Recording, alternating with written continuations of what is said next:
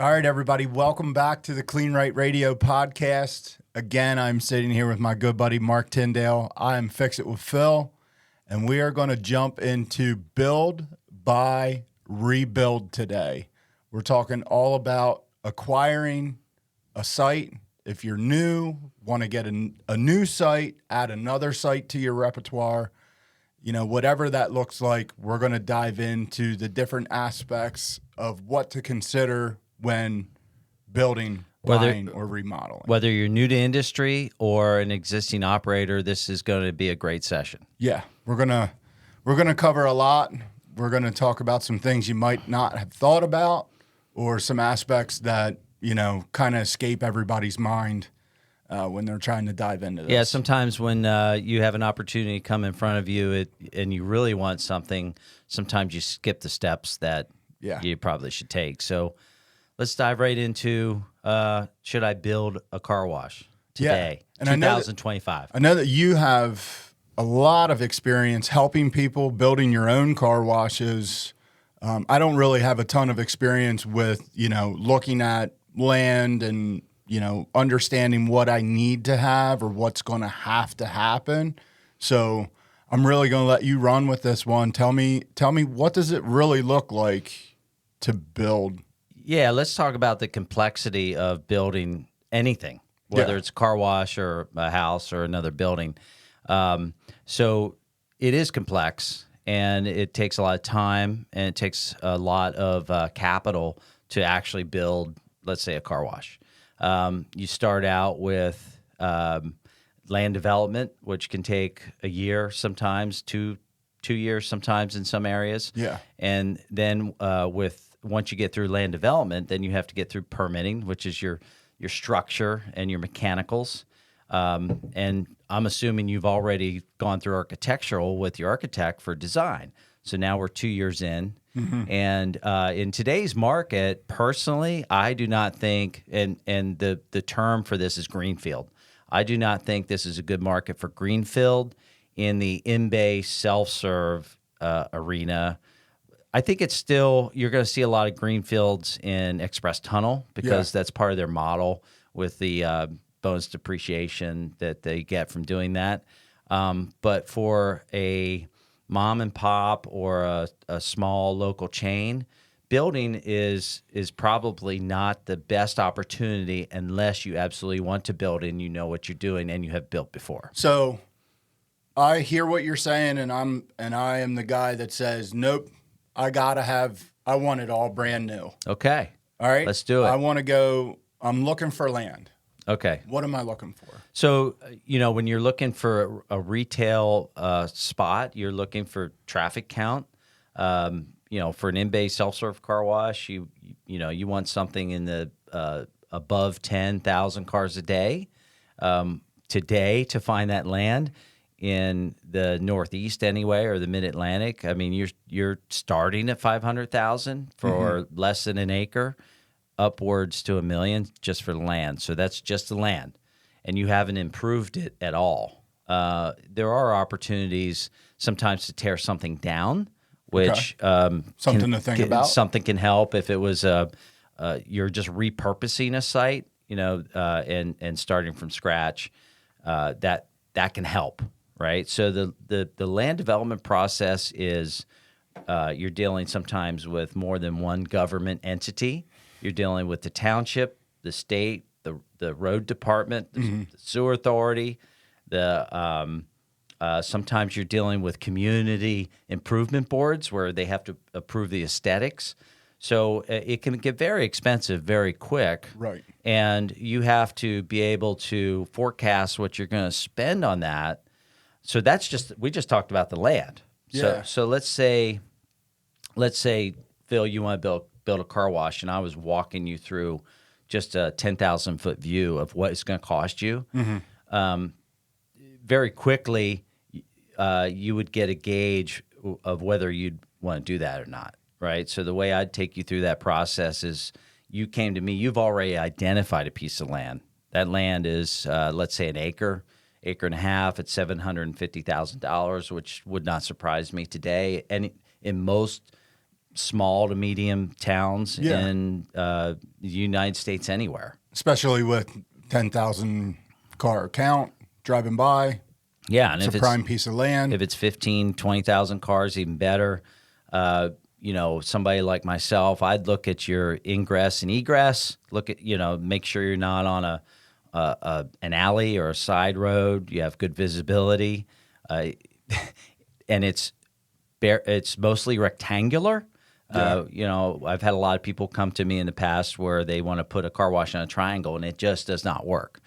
Yeah, not a great shape for traffic flow. Well, it's not only that, is a lot of times you can't, let's say you want to do a 3 and 2, which is pretty popular if you're building a new one today, or a 4 and 2. If it's an acre triangle, by the time you get the 50-foot setback from the road and then 25-foot on the sides and then 15-foot in the back, it squeezes that triangle to something that you cannot fit the building on physically. Right. And then you start making concessions.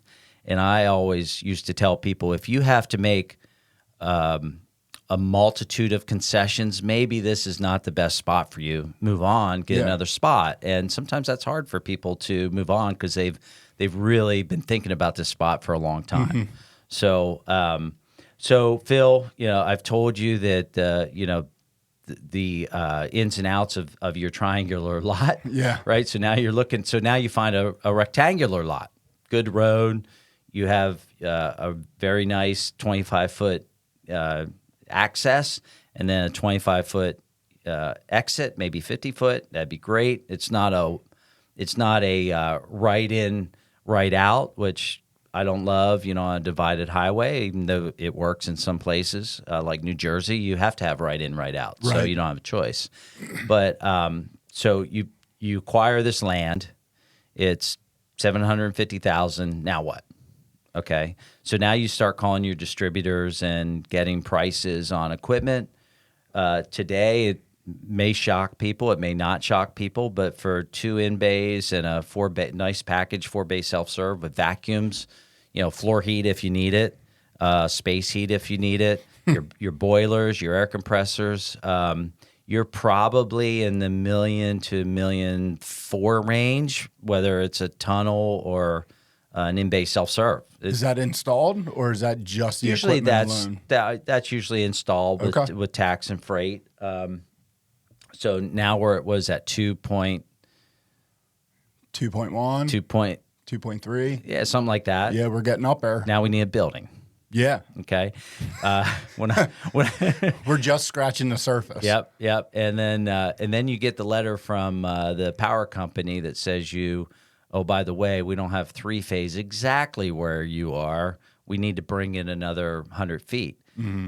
When I first started, that was free to get the electric to you. Now it's $100,000 to get that 3-phase pole and that transformer installed.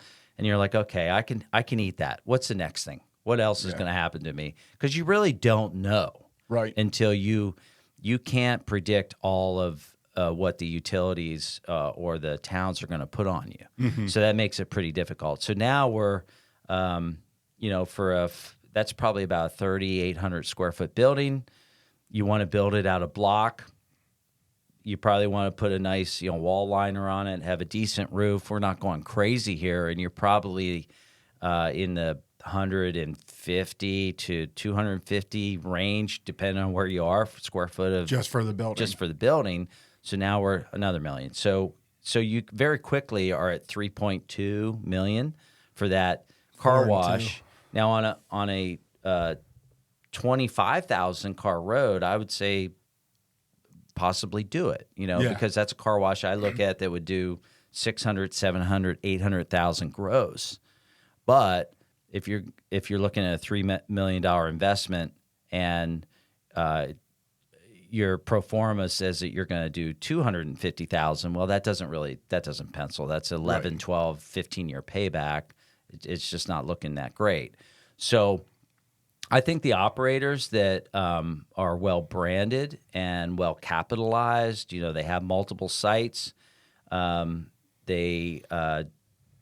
debt ratio is lower. It's a good move for them because they can capture equipment and building depreciation. It's a good business move, and that site's going to be there for a long time. If they're a build and hold style company, I think it's smart to do greenfield. Okay. And it's worked for me, but I've done it both ways. I've bought, tore down, and built. I've built from scratch, and I've bought and I've remodeled. Right. And I think that kind of takes us into the next phase. Well, before we get into the next phase, I have some questions here. I love it. I love questions. So, I'm a new guy. I want to do greenfield. I find a piece of land. Is my first move to buy this land, or is my first move to can I project out and go to the township and find out all these contingent things before I purchase the land, or do you kind of have to risk it for the biscuit and buy the land and then find out what the township's going to make you Most folks do not just buy the land, okay, unless they know with confidence that they could use that land for something else. Because when you buy land, there's no guarantee that you're going to get approved. So even if it's a approval by right, you still might have to jump through a lot of hoops. I tell people, unless you're a major developer and there are variances required, walk, because variances you have to show need. And and I've been in a lot of township meetings, and if somebody doesn't want it, the first thing they have to say is, "Well, why do we need this?" And you don't really need a car wash. And you can What? Yeah. And you can have every expert that come into a township meeting and say, well, we need this for the community, and it really does not meet the muster for what their requirement is for a variance. Yeah. And you could have spent already $10,000 on just sketch plans and $5,000 on your civil engineer, and you're done.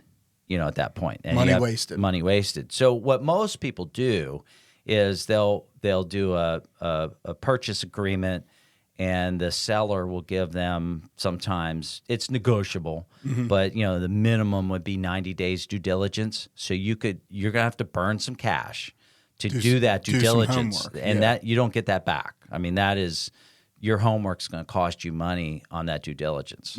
So, and it takes a lot of professionals to get that due diligence done. You need a civil engineer. I don't think you need an architect just yet, because you might not really building a building. Well, sometimes they want to see what it's going to look like, but you can show them pictures of some other ones that can get you to the next level. Okay.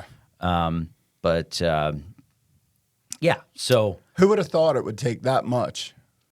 Most people do not appreciate how much it would take to do that, because it just gets done all the time, and they see buildings go up, and Chick-fil-A, McDonald's, new gas stations, they have whole teams behind them, and it takes years sometimes to get even a shovel in the ground. Right. Building it is the easiest part once you have all the approvals. Right. Yeah. Typically. And that makes complete sense, right? I mean, you can see a building go up anymore in months, weeks sometimes, but, you never really think about, 2 years ago I found this piece of land, and then for 2 years I've been spending money trying to get to this point of putting the shovel in the ground. Yeah, and there's so many people required to make this happen. I mean, as a car wash distributor or a car wash professional, all you can do is point your customers to the civil engineer and the mechanical engineer and the electrician and the plumber and the excavator. I mean, all you know how to do is sell equipment, right? Yeah. And we know how to make them successful. With we work more on, hey, you want your turn radiuses to look like this. We want your bay. If you're building new, you don't want to skimp on bay width or bay height. You want to have good lighting. That's the kind of stuff that we can really help them with. But we need a whole team behind us who are the design professionals to take care of the rest. All right, Mark, I got one more, and it's, we briefly talked about utilities, but can you just shine a little bit more light on that? Like on what you need? Yeah, so what all you the need. Okay, so you're going to need 3-phase electrical, right? depending on the size of the car wash, it's going to vary the size of service you need. 400, 600, depending. A larger car wash, maybe 800 amps. Okay. Water, obviously. You need water to wash a car. Okay, no doubt there. You're going to create your own air, so that's not really a utility. Gas, natural gas is probably the most prominent. If you don't have natural gas, you can use propane in a car wash to run the boilers. Okay. Sewer, you're going to need sewage. If you don't have sewage, that's a pretty big problem. Put you right into like a reclaim unit. Yeah, typically you need reclaim whether you have sewer or not. So even if you have sewer, a lot of townships, as a default, will require you to save some water. Okay. Right. And then what I forget? So we got gas, water, sewer, electric. Oh, internet. You have to have internet. Yeah, right. How are we going to take those card swipes? You cannot function without internet in today's car washes, and it's a requirement. Yeah. So and that's something that people check in their due diligence. Do I have to use X, Y, or Z company? There are some satellite-based services that you can use, but and then the one thing that I know in the past couple of years we've added is backup internet, because it is the lifeblood of your car wash credit. Mm-hmm. So when we put hardwired internet or fiber into one of our car washes, we still have a cellular backup that we can use, because when the credit cards go down, it's worse than anything in the world. Mm-hmm. And you know this as well. I do. I've experienced it. Yeah. So it sounds like, to be honest, to build, this is like a gargantuan undertaking of something to do. Is. Right now is a really good time to buy a car wash, my person, right? One that's already there. Yep. One that maybe you want to look to tear down. Yep. Or maybe one that, maybe is in good enough shape, or is, fairly new that you could run for a bit before you needed to do a remodel. Yeah. So let's talk about that. So I have assessed them before, where we looked at the shell and we're like, this is a perfect remodel. And I've actually purchased at least one where I could make better use of the bays and the stacking by tearing it down. I skipped, if we rewind all the way back to the beginning, I skipped all the land development because I only added maybe 15 or 20% to the building. I raised it so I had nice ceilings. I actually made the equipment room wider. I tore it down. I dug new footings. I put new tanks and floors in and everything. But all I had to do was get a building permit. I did not have to go through that whole first stage. So sometimes if something is 35, 45 years old, sometimes it's okay to tear it down. Yeah. Because to try to retrofit if your bays are really low, really narrow, the equipment room's only 8 foot wide, maybe it pays to take a self-serve bay out, have a nice wide equipment room where you can fit all that new modern equipment into it. And so that's really, every situation is going to be a little different. But you're cutting a lot of the headache out and a lot of the what ifs out if you can find a lot that's already built and then, it was already a car wash. It's already an approved use. They probably had some level of success at some time, and maybe the owner let it go, or for whatever reason, it's probably a very viable business move to take that and either remodel it or tear it down and build it the way that you want it. Yeah. I mean, that to me is the sweet spot. So we're still looking at car count. We're still looking at, car count, egress, all those types of things when we're looking at a site that's already built. We're still looking at the same things we would look at if we were going greenfield, but we're actually then tacking on to that, looking at the building and seeing how viable it is. What am I going to have to do to it? Yeah, and sometimes you can modify those things a little bit to make it easier for your flow or how you want to do things. I mean, a lot of the old car washes that people would buy maybe were self-serve only, and they want to add 10 to 15 foot to two of the end bays to get two end bays in. Yeah. And then they have to extend those entry and exit pads to get a little bit more heat. Sometimes, not sometimes, but most of the time, if you're looking at a 35 or 45-year-old car wash, the floors are probably past their usable life. Part of the game is to just start with a new floor heat system in the north. Yeah. In the south, you don't have to worry about that as much. So yeah, I think, in my opinion, and probably in your opinion too, that is what I said before, the sweet spot. Yeah. Yeah. And you can't let the biggest thing that I'm hearing you say is when you buy a lot, just because there is a building on it now does not mean you are pigeonholed to only using that building. No, 100%. And you're limited to what your expectations are going in. Yeah. Right. And so if the expectation is I want to get into the car wash business and I see a car wash that's for sale for $350,000, if you look at it like, oh, I can probably buy that and put $50,000 into it and it's 45 years old, you probably are setting yourself up for failure. Okay. When you buy a car wash for $350,000 or $150,000 and it's 45 years old, you almost need to look at everything you'd have to do, because whether you do it from day one or not, you're going to have to do it At some point. Right. It's better to do it up front. So especially the way construction loans and borrowing is today, most banks will give you a year of interest only. So if you're going to take a year of interest only, tear it down or remodel it the way that you'd want to remodel it, so that you can raise your game. Yep. Get what that retired car washer was doing, 3 exit, right, and do it right. And that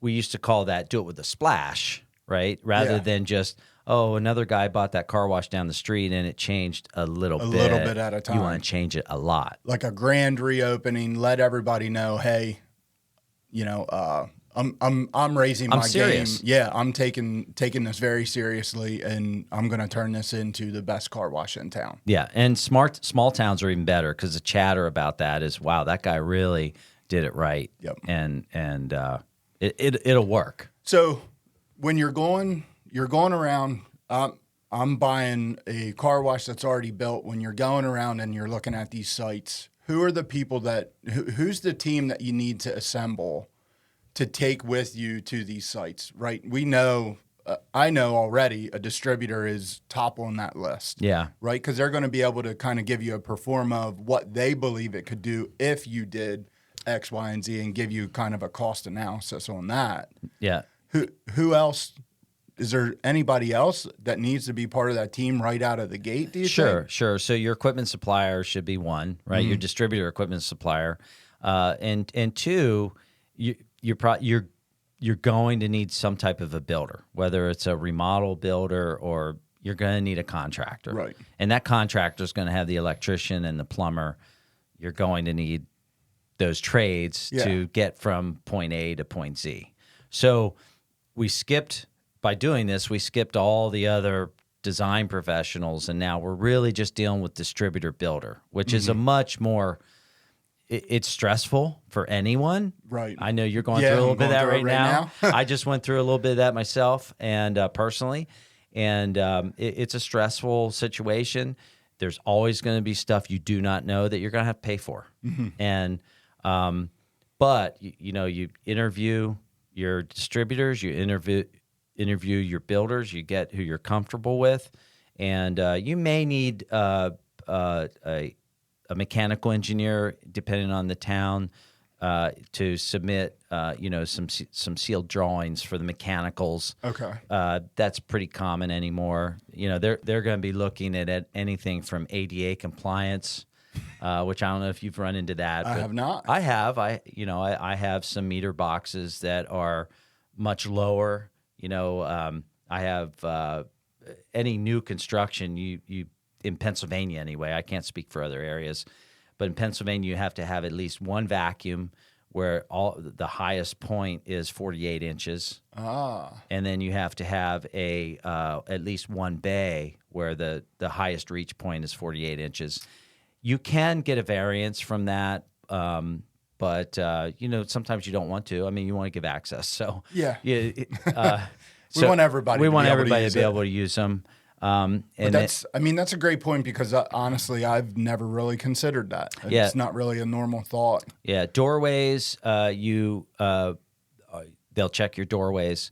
They'll check your means of exit from the equipment room, and sometimes, most of the time in a car wash, you will run into issues, and that's where I tell people, just go for the variance, because when it's a mechanic like yourself, the assumption is that you do not need access. So the ADA inspectors will allow that because it's maintenance. It's not the end user. It's not the customer using it. So you can put a control box that has a safety switch maybe up above your equipment, and they'll usually let that kind of stuff go because it's a mechanic. And then, I always would have customers call and say, they told me I need a bathroom. Well, you probably should want a bathroom if you're going to have an employee. Yeah. So, but what a lot of folks don't plan for is that space it takes to have a bathroom in their equipment room. So that takes up at least 64 square feet. Yeah. If you're putting in a proper bathroom with walls. If not, I mean, we have customers that have shower curtains and stuff like that, but not new construction. Or where they have to get a permit for a remodel. You're not going to get away with a shower curtain. So, great questions, though. Yeah. Definitely, a bathroom is an oversight, but an absolute need, right? Yeah. Long days at the car wash. Yeah, unless you're right next to a McDonald's, you probably need a bathroom. Yeah. So remodel. I bought my new site. I got a 35-year-old building there. It's a 6-bay, self-serve only. I want to go 2 and 4 or 2 and 3. Yes. Where are we at? This is where you really need to talk to, unless you're an experienced operator already, this is where you need to talk to your distributor. Because when you pro forma out a 6-bay self-serve, it's going to do X. When you pro forma a 4 and 2, it's going to do a lot more, right? 2 bays of automatic are going to do the same as 4 or 5 bays of self-serve. Actually, double, because 1 automatic will do what 4 or 6 bays of self-serve will do. So what a good distributor will do is look at what you're paying for the land, what you're paying for the remodel, kind of back that into their pro forma, and show the higher sales from that extra automatic. We used to have that conversation all the time. I'm not sure I want to do the second one. Some sites you could say, yeah, put the bay in and maybe do it later. Other sites, we would say you need to do that right away. You need to I don't want to pull my chain too much, but most of the time we were given pretty good advice because they needed that second automatic or third. Right. And that just helps cover all the loans that you're taking, right? It gets you at that payback much faster. So, I'm taking all this money out. I'm going to wait to put that second one in, where really you should be considering, I need to put that second one in so I can pay this all faster. Exactly. Yeah. And get that ROI. The ROI is going to be quicker with the in-bay automatics. There's no doubt. Yeah. So would you say that in different regions, it's better to look at having more IBAs on site, or is it just across the board in general? Like you typically always want to have at least 2, or we know that you should have at least 1, but most of the time you're looking at two or more. Is it really is that based on car count going by? Is that based on population? How do you really look at figuring out how many in-bays to put on a lot? A lot of times the customer who's looking to do this, if they're already an operator, makes it kind of easy. Okay. So if they have a site down the road and they just acquired another site from a guy who's exiting the industry, we'll ask them. We'll say, well, what's your car counts at your other site? And it's a fairly successful site. If he's saying he's doing 8,000 to 12,000 cars, that second automatic is going to be really nice during the pollen season or the salt season. If he's saying he's doing 22,000 cars, we might recommend a second automatic or a third automatic, Right. Because he's maxed out. His capacity is there, and we're not talking about tunnels today, but the volume you want your in bays to be. You want that next in bay to take half the volume off the first in bay. Okay. So if somebody says, I think I can do, 45,000 cars here or 50,000 cars, you need 2 to 3 in bays to do that. 2 are going to be working hard. 3 will, catch the overflow. Hey, that's why I have one with 4 in bays. Yeah. Because if one breaks, I always have 3. Or if 2 breaks, I always have 2. Yeah. And you got to make They hay don't when the break sun's shining, right? If You there's pollen on cars, you got to catch them all when you can. That's right. And it's amazing. I have a 1, a bunch of 2s. I don't have any 3s, and I have a 4. And when you look at a heavy day, it's not 1.25 of the other sites. The 4 bay is 4 times a 1 bay. A 2 bay is 2 times a 1 bay. So on busy days, you're always maxing them out, and that's a good gauge to go by. Yeah. We get 20, 30, 40 of those days now with pollen and salt and bugs in the south. So, sometimes you are trying to make that decision for your busy season. But 40 days of maxed out capacity, That's a lot. that's a lot. That's a lot. That's a lot to gain really quickly. Yeah. Yeah. So what else do we need to consider when we're looking at a remodel?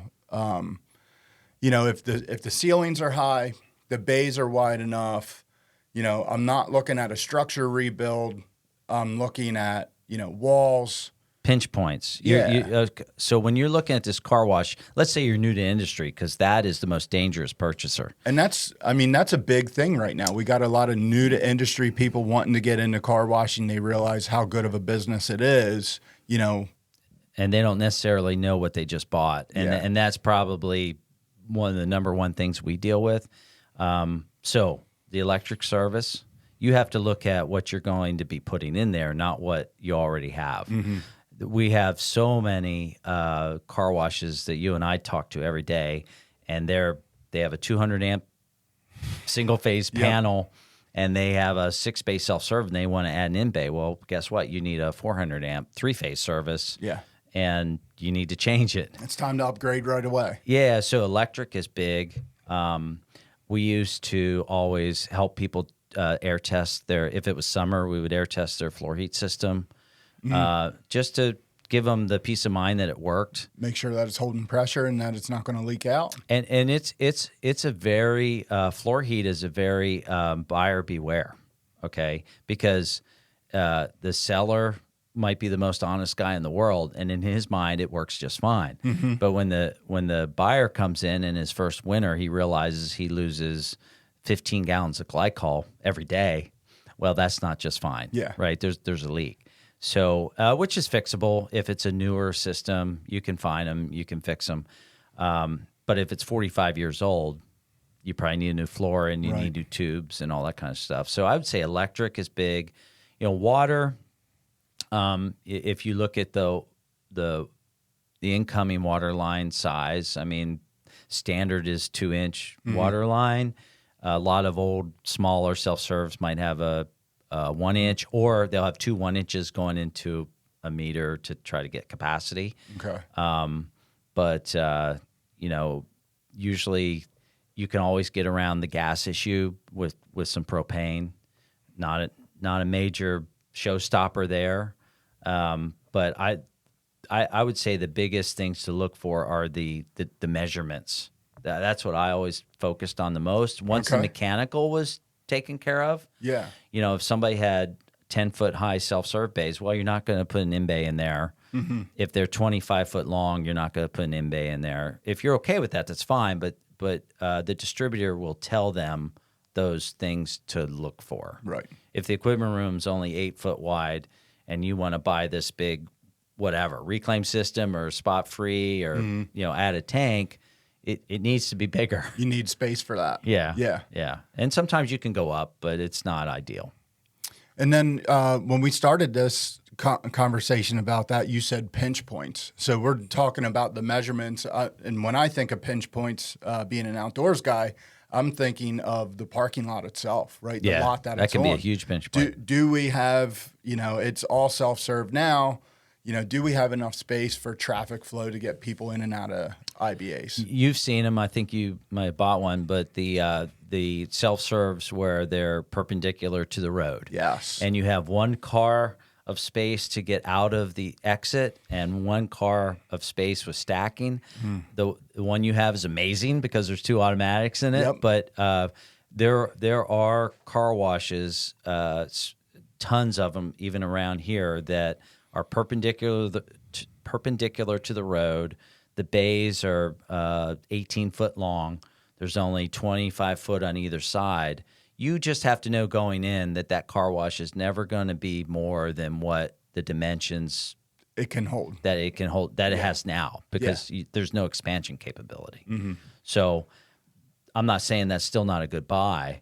You can make it a great self-serve. Oh yeah, for sure. And you can still move some traffic through there, but you have to consider those things when you're looking at a performa and be honest with yourself and say, can I move the amount of cars through this lot that I can actually move through those machines? And then there's the outliers, right? There's a few that I know off the top of my head that change hands every 4 or 5 years. Nothing ever really changes.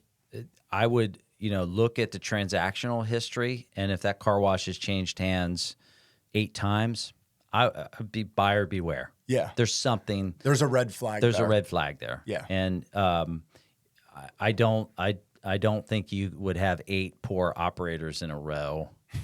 There's You would hope something. not. There's something structural, mechanical, or just a market-based, demographic-based. There's an issue with it, and maybe there's a higher, better purpose for that car wash, and it just needs to exit the market. Yeah. Yeah. I think you had said about, the 45-year-old, 35-year-old lot that the owner maybe built and is now looking to retire, or, isn't willing to take that next step and say, I want to raise my game. I'm going to redo this site and make it what it should be.